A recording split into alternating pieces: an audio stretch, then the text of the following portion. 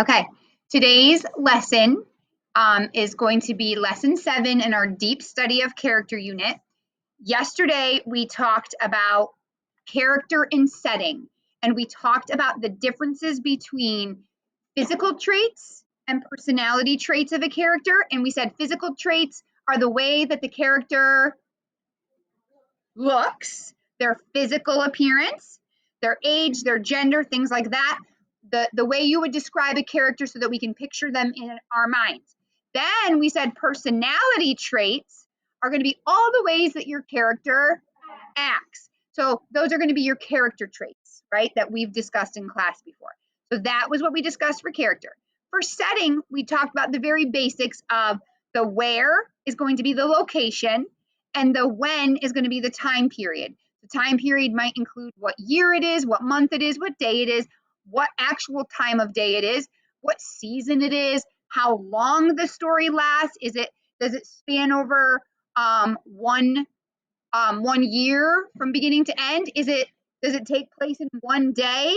I have a book that takes place in 60 seconds on an elevator ride from the top floor to the bottom floor of an apartment building. So the time period or time span is very important too. So that gives us a lot of information about the setting if we know the where and the when.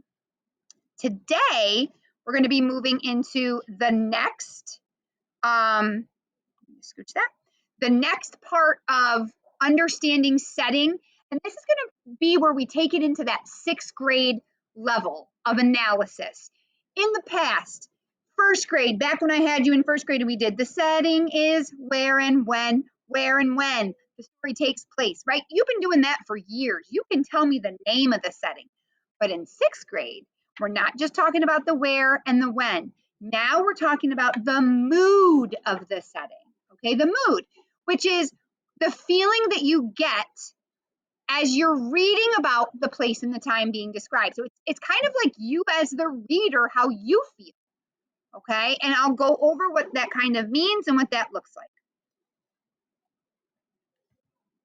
Okay, so here are some words to describe the mood of a story, the mood of the setting. So the mood could be, very cheerful or a humorous mood, or maybe it's a very peaceful mood. Maybe the mood is suspenseful or dark or scary or ominous. Maybe the mood is very romantic. Maybe the mood is very sad. Maybe the mood is very violent. If you're reading about a war, the mood would be very violent, right? Maybe the mood is very. Do you notice that these words are mood words, but what kind of words are they also? You can shout it right out. Character traits, right? So a lot of the same words we've been using to describe a character trait are going to be the same kind of words we use to describe the mood of the setting, okay? So this is where we're going to be in your notes, okay? So these 2 paragraphs are what are in your notes that you're looking at right now. And I'm going to describe for you, I wrote 2 stories here. Story number 1 is going to describe the setting of the basement. Story number 2 is also going to describe the setting of the basement. And guess what, guys? It's the exact same basement. Okay? But in one story, I'm going to use words that describe the mood very differently than in the second story. All right, so I'm going to go, you can look along in your notes or you can look up here. Here's the first story about the setting of the basement. Here we go. A woman was home alone one night. It was dark and stormy outside. There was a bright flash of lightning, and then suddenly the power went out. She had to go check the circuit breaker in the basement, so she slowly opened the creaky door. She cautiously took one step down the basement stairs, her hands trembling. She hated going in the dark and dreary basement alone. So when we read that paragraph, that story about the basement, what kind of feeling do you get as a reader? Ooh, so there's some suspense. We feel like maybe something bad might happen. It's kind of a scary mood, right? So I'm going to go ahead and write up here. Turn my screen. So I'm going to write up here the mood that we came up with. So we kind of figured out that the mood is scary or suspenseful, or some other synonyms for that would be like ominous, right? So let's go ahead and let's look back in the story. So you guys can write this in your notes, scary or ominous. Let's go back and see what were the words that told us that the mood was scary, because there were specific words there. The dark and dreary basement. Let's underline that. If I can find it. The dark and dreary basement. That definitely gives us like that vibe of not welcoming, right? It was dark and stormy. Oh, yes. Whenever we think of a dark and stormy night, right? Doesn't that always happen in like those scary movies you watch where it's always dark and stormy? It kind of sets up the mood for you if the night is dark and stormy. Oh, she cautiously took one step down the basement stairs, right? She cautiously. Is she running down there happy and excited? No, there's something not welcoming and not friendly about going down in that basement. That gives us the mood of being scary. She's going cautiously. She's not really going with a whole lot of bravery. Yeah, we know it's stormy, and then the power went out. That's also telling us what's the brightness of her house now. It's pitch black. That sets the mood that it's kind of scary. Oh man, right? In every single scary movie, there's always a creaky door. Yes, if someone's hands are trembling, that gives us the feeling that how does that character feel? And if we look at a character and we analyze that character feeling scared, what does that tell us about the mood of the setting? It could be a scary setting. All right, let's go on to the second one. Okay, here's the second story. The setting is the exact same setting. It's still that same basement, okay? Here is story number 2. A woman was home alone one night. See how it starts exactly the same? Have I changed the mood yet? Not yet. Her family would be home any minute from her daughter's soccer game since it had started to storm. So she knew she had to hurry. So is it still storming out? Did I make it sound scary there though? Not really, right? Just kind of was mentioned, but it didn't really make it seem very scary. She had raced home to put up the party decorations for her daughter's 10th birthday. She knew she would be so excited. She raced down into the basement to find the bin labeled party supplies and with a huge smile carried it upstairs. Same mood as the first story? But she went into the same basement. First of all, what is the mood you're feeling as I read you story number 2? It feels exciting, right? So we're going to go ahead and for this mood, for story 2, we're going to write down that it's exciting. What were some of the clues in the words that the mood here is exciting? Oh, yeah. Yeah, so she raced down into the basement. Do you race into somewhere if you're scared? No, you cautiously step, right? Like in the last story. If you're racing into somewhere, you're usually excited to go there. If she has a huge smile on her face, how's she feeling? Yeah, she's feeling happy. And if we analyze our character's feeling, right? If we say, oh, well, this character is feeling happy, how does that give us clues about the setting? Well, if she's happy going into the basement, we know that the basement is not what?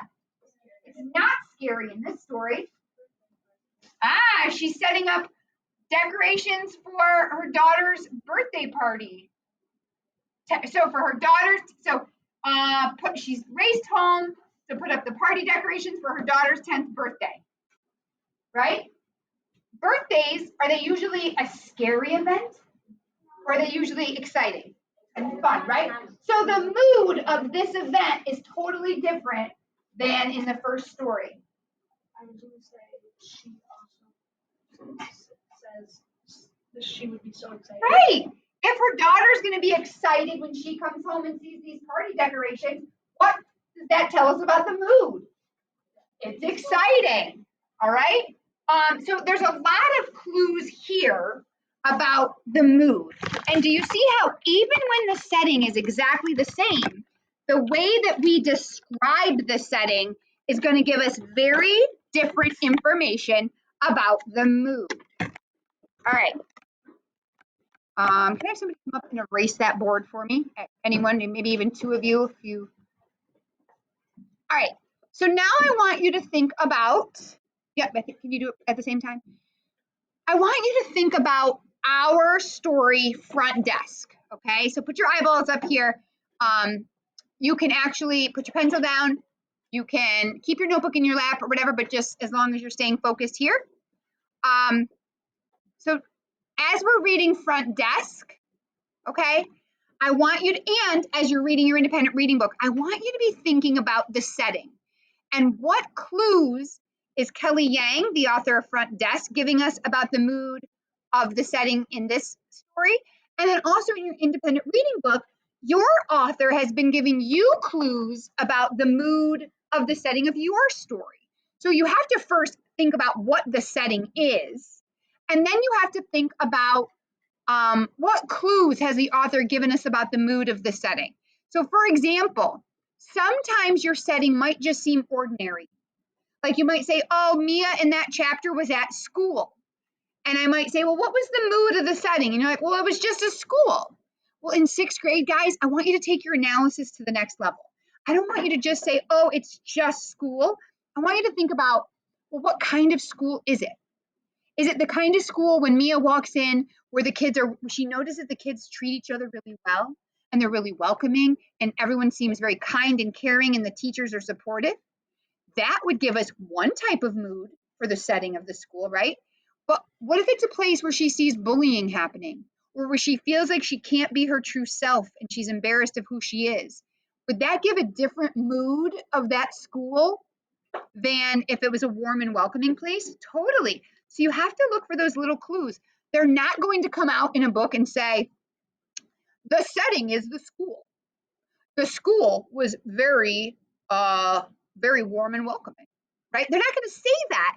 You have to do that same kind of analysis we did when we were inferring character traits. We have to look for those same kind of clues. If you guys were in first grade and I was still your first grade teacher, I'd probably buy you like little detective hats and little magnifying glasses, and we do like a whole fun little room transformation where you guys had to be detectives and go in and look for clues. We're probably not going to do that in sixth grade. Maybe we will. But you do have to be detectives. You do have to go in and look for clues because they're not going to come out and tell you what the mood of the setting is. And just like our characters can change, guess what else can change? The mood of the setting. So I'm going to give you one setting now, the front desk of the Cala Vista Motel. And I'm going to give you three mood words to describe this setting. So here they are. The first one is intimidating. So at times, the front desk of the Cala Vista Motel has been a very intimidating place for Mia. Here's the next word. Everybody. Unsafe. At times, the front desk has been a very unsafe place for Mia. And the last one. At times, the front desk has been a very exciting place for Mia. So this is one setting, the front desk of the Cala Vista Motel. And in different parts of the book, the mood of that setting has been very what? At different chapters of the book, the mood of the front desk of the Cala Vista Motel has also been different. It has changed. Just like we talk about how a character changes over time, the mood of the setting can change too. All right. So what you're going to do is get your whiteboard and your marker and your eraser. We've done numbered heads together in here before, right? Where we put our answer on our whiteboard and then we come together and reach a consensus. Okay? All right. So what we're going to do is I'm going to read you a paragraph. All right? And you're going to, as you're listening to it, you're going to think in your head. You don't need your marker like ready to write yet because I'm going to read to you. Then I'm going to give you think time. And then I'm going to tell you to write your answer. So if I see that you're writing on your whiteboard before the time, I am going to have you put your marker away. You're just going to be writing one word. on your board. Go ahead and erase that. All right, here is the first paragraph. Be thinking, not writing, be thinking about what word you could use from intimidating, unsafe, or exciting to describe the front desk in this paragraph, the setting of the mood. The setting of front desk is the Cala Vista Motel, specifically the front desk area where Mia works. This setting was very blank to Mia at first because it was a very big job for a 10-year-old, and she was in a bit over her head. There was so much she didn't know how to do, and the customers were looking for an adult to interact with instead of a child. I'm going to give you about 15 seconds to look at that paragraph, kind of analyze it, and think to yourself which of those words would describe the mood of the setting in this paragraph. And remember, all of these words describe the mood of the front desk at different times, but you're thinking about the evidence in this paragraph. We're not writing yet, we're doing think time and looking for evidence. Right now, we're doing think time. So some of you who were writing, I'm going to encourage you to make sure that you have your evidence, because I'm seeing some people that are writing words without any evidence to back it up. You're only going to write one word now. You're either going to write intimidating, unsafe, or exciting. All right? Once you're done writing your word, I'll know you're done because you're going to stand up and then you're going to wait. Okay? All right, go ahead and write your word. You can hold your whiteboard right up against your chest. Yes. Do you want to come up closer? You can come up and see it. Yes. Just go grab a different one. No biggie. I see some people who are done, but I'm not seeing anyone following the directions of standing up and covering up your word on your chest. You're hiding your word, not showing your word. I'll give you another 10 seconds. 5, you're not writing a sentence, you're writing one single word. So I will be able to see who's following directions. 3, 2, 1, 0. Hopefully you followed directions and wrote one word. Oh, we're hiding it against our chest, remember. Will you hit the lights for me, please?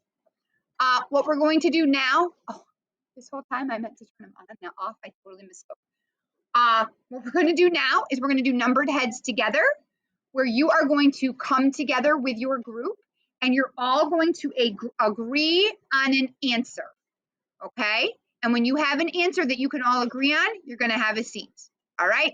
Numbered heads together.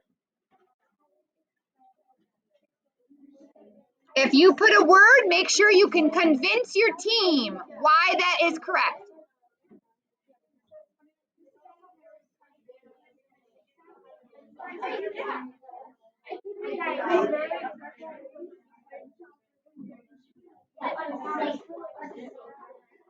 Okay, can I have number 3s at each group stand up? Number 3s. And I'm going to just swing around. Oh, so it actually is that desk, not that one. We swapped desk, but number 3 is always in that position, okay? Okay, we're going to start over here at table 1. Can you tell us what answer you guys decided on? Intimidating. Intimidating. Intimidating. Exciting. Okay, so we have 3 groups that agree and 1 group that disagrees. Intimidating groups. Can you guys, those of you who are standing, can you give me evidence of that the mood was intimidating at the front desk? It was a very big job for a 10-year-old. Is definitely evidence that it's intimidating, right? It seems like a lot for her. Table 1. Table 3. So there was so much she didn't know how to do, right? If you don't know how to do the job you're asked to do, or the job that you're doing, that could be very intimidating. That wouldn't be evidence that it was exciting.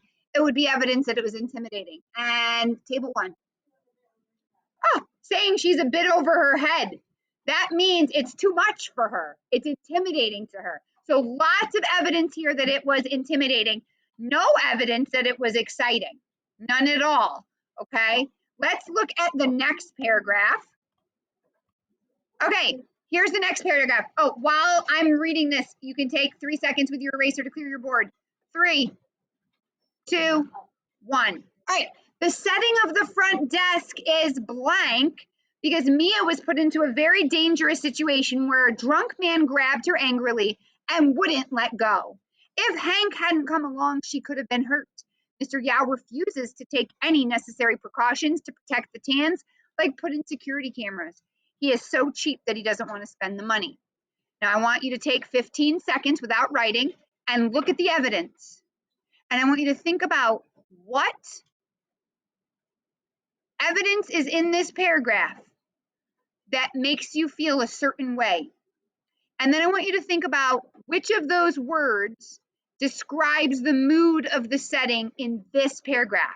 Remember, at different times it's been intimidating, at different times it's been unsafe, at different times it's been exciting. But this paragraph is only describing one of those moods. So go ahead, you're going to take 10 seconds, think time, and then when I say go, you'll write your answer on your board. And then when you have an answer on your board, you will stand up and wait. Go ahead.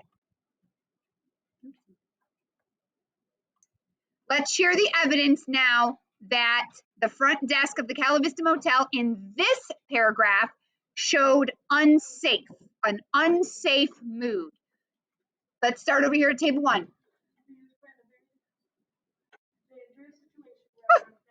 Yeah, they talk about it being dangerous. They talk about a drunk man grabbing her. Both things that tell me that the mood is unsafe. Table 2.